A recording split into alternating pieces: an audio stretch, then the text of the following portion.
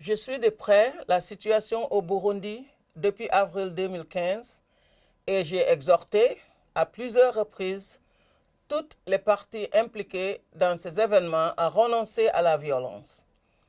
Je les ai prévenus que toute personne qui commettrait des crimes relevant de la Cour pénale internationale pourrait être tenue responsable à titre individuel.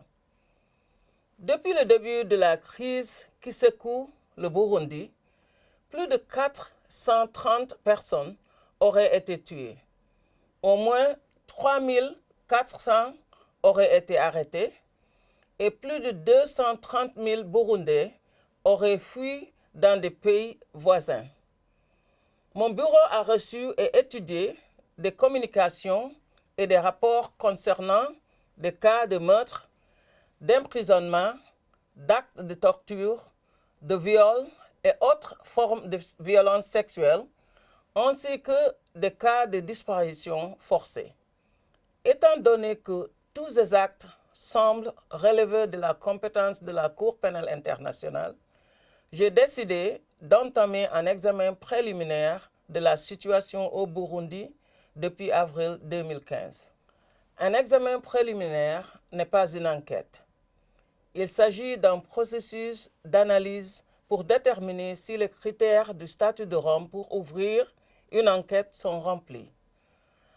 Afin de prendre cette décision, il m'appartient, en qualité de procureur, d'analyser les questions liées à la compétence, à la recevabilité et aux intérêts de la justice.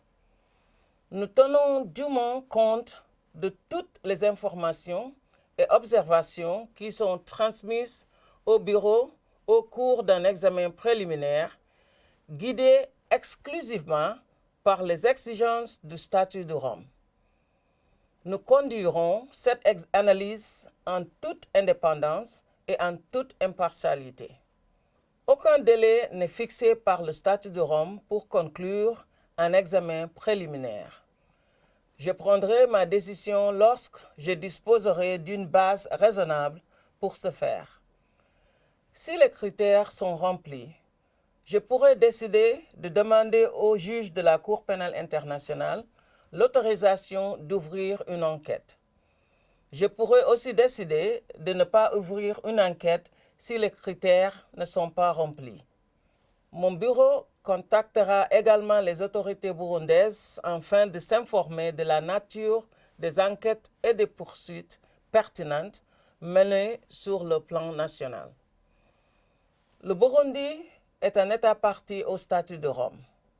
Ceci signifie que la CPI peut exercer sa compétence à l'égard des actes de génocide, de crimes contre l'humanité et de crimes de guerre commis au Burundi ou par les ressortissants burundais à compter du 1er décembre 2004, date d'entrée en vigueur du statut dans ces pays.